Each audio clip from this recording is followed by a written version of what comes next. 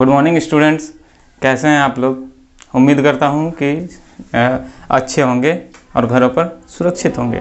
ठीक है, चिंता मत कीजिए, यहाँ पर अभी कोई पढ़ाई की बात नहीं होगी। आज मुझे मन किया थोड़ा सा बात करने का, तो अब मैं बात करने के लिए पड़ोसी के यहाँ तो जाऊँगा नहीं, क्योंकि बच्चों के बीच में रहने की आदत है। तो सोचा कि आप लोगों से ही कुछ बात कर ली जाए। तो आप सबको पता है कि अभी क्या सिचुएशन चल रहा है लॉकडाउन का। ठीक है, सभी कोई इस प्रॉब्लम से बहुत ही त्रस्त हैं। ठीक है, इसका गहरा असर सिर्फ और सिर्फ कोई एक तबके के लोगों के बीच में नहीं पड़ी है।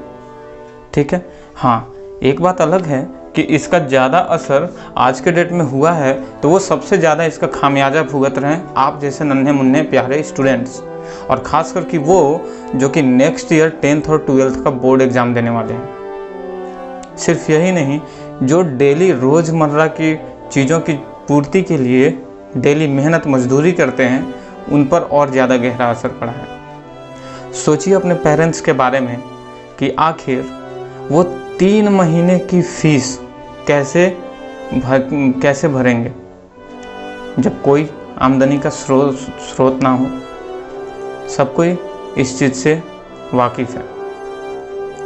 ठीक है, और अभी आपके मन में बैठा हुआ होगा कि हमारी पढ़ाई नहीं हो रही है, बोर्ड एग्ज़ाम कैसे देंगे, क्या स्कूल में पढ़ाई होगी, कहाँ से, चैप्टर नंबर 1 से स्टार्ट होगा या फिर चैप्टर नंबर 3 से, कुछ समझ में नहीं आ रहा है। हाँ, ये अलग बात है कि बहुत सारे स्कूलों ने ऑनलाइन एजुकेशन की फैसिलिटी दी है, लेकिन क्या सही मायने में हर कोई एलिजिबल है ऑनलाइन एजुकेशन लेने के लिए?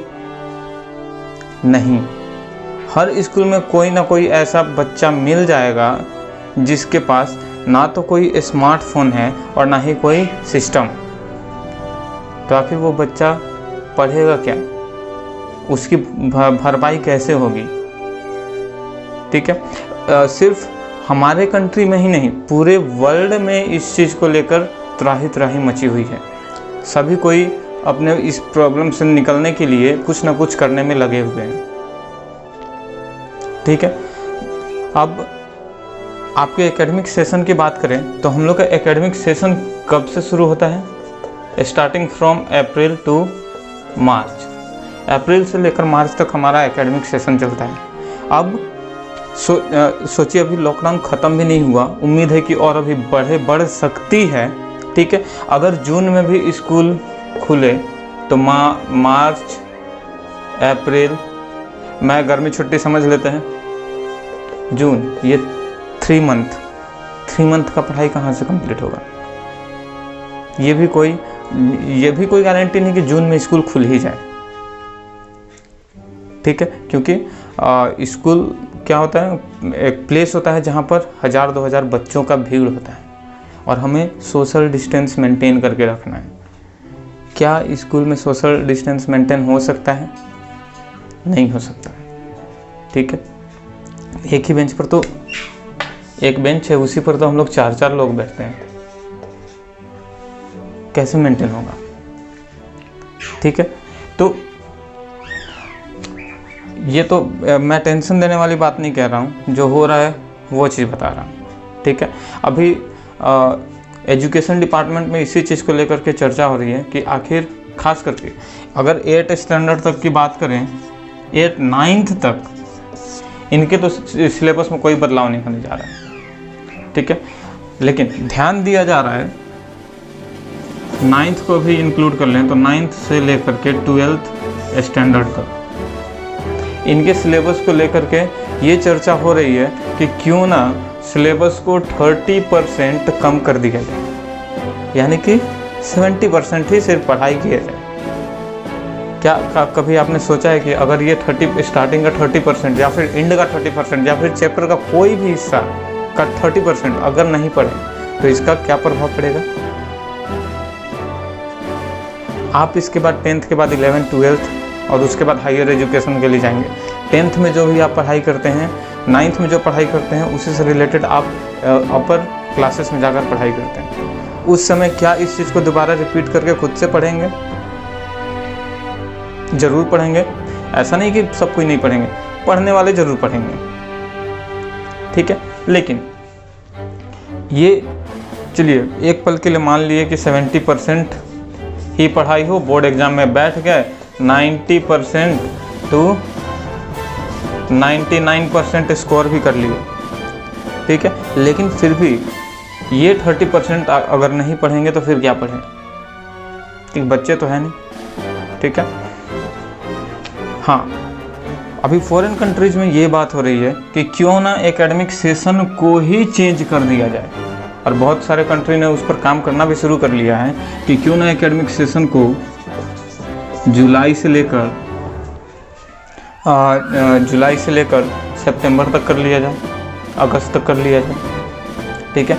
या फिर जब से लॉकडाउन ख़त्म होगा तब से स्टार्ट होगा स्कूल, तो उसी समय से न्यू एकेडमिक सेशन, तो ये न्यू एकेडमिक सेशन होगा तो ये सारे लोगों के लिए होगा, ठीक है। उसके बाद जितने एग्ज़ाम्स होते हैं, एग्जामिनेशंस होते हैं, एंट्रेंस एग्ज़ाम होते हैं, सबका टाइम चेंज हो जाएगा, ठीक है।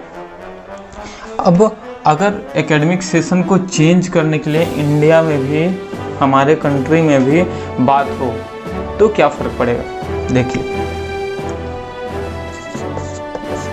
ये 30% ना पढ़ने से बेहतर है कि एकेडमिक सेशन को चेंज अगर कर दिया जाए तो फिर ये 100% में हो जाएगा, ठीक है।